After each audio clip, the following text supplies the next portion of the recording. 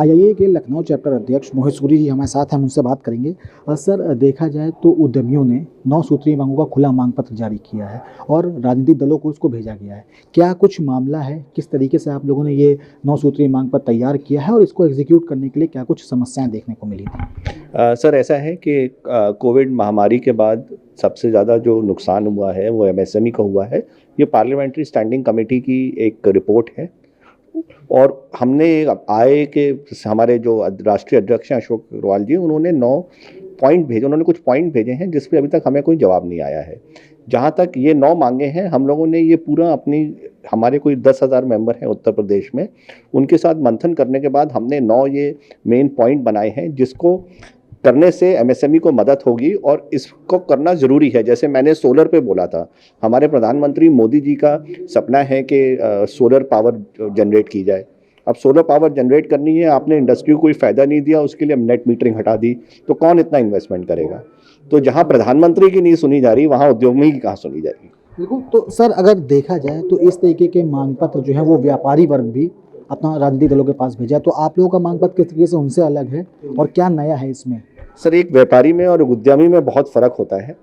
व्यापारी पैसा कमाने के लिए आगे व्यापार करता है, उद्यमी देश चलाने के लिए और साथ में अपना घर चलाने के लिए बनता है। तो हमारे और उनके बीच में कभी कोई समानता हो ही नहीं सकती। उद्यमी उद्यमी है, उद्यमी किसान और जवान, ये हमारी इकोनॉमी के और हमारी देश के पिलर हैं जिसको सरकार को प्रोटेक्ट करना है। बिल्कुल सर, देखा जाए तो सरकार लगातार कह रही है कि वोकल फॉर लोकल किया जाए, आत्मनिर्भर भारत बना जाए, लेकिन जिस तरीके से आप लोगों ने मांग पत्र जारी किया है, कहीं ना कहीं लगता है जो सरकार के प्रयास हैं वो क्या विफल साबित हो रहे हैं इंडस्ट्री को लेकर? सर, देखिए, इसका बहुत ही एक ये जवाब है।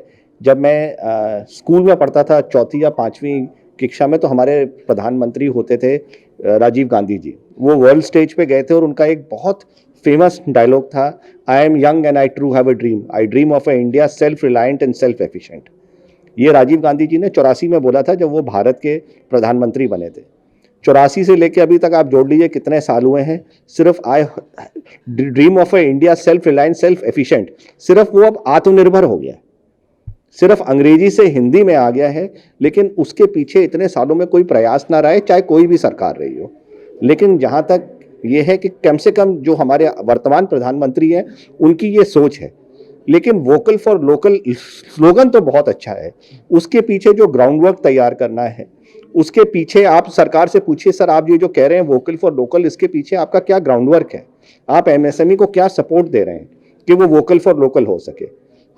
हमारे जो विश्व है, विश्व के इस सदस्य 100 साल की सबसे बड़ी महामारी आई, कोई भी एमएसएमई को सपोर्ट नहीं आया। आप अगर लोन देते हैं तो उसको आप सपोर्ट कह सकते हैं क्या?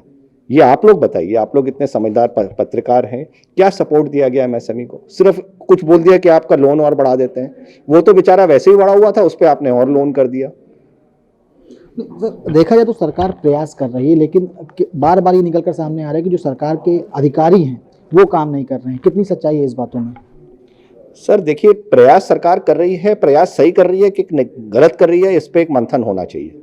वही हमारे अध्यक्ष जी ने कहा था कि एक एक्सपर्ट एमएसएमई का एक आपको उनको छोटे उद्यमी को एक एक्सपर्ट कमेटी बना के उनसे सुझाव मांगने। शायद जिस तरीके से सरकार सुधार करना चाहती है वो यूजफुल नहीं है और वो पॉलिसीज ठीक नहीं है। और जहाँ तक अधिकारियों की बात है, अधिकारियों की बात तो हमेशा चली आ रही है, हमको इसको एक्सेप्ट करना है और इससे लड़ना है। जैसे हमारे अध्यक्ष जी ने भी बोला था कि सब कुछ ऑनलाइन हो गया है, लेकिन ऑनलाइन तो हो गया, लेकिन जब तक आप लोग ऑफलाइन मिलेंगे नहीं, कोई काम नहीं होगा। ये सच्चाई है, ये सब जानते हैं, हर उद्यमी जानता है। मोहित जी, आखिरी सवाल पूछना चाहूँगा।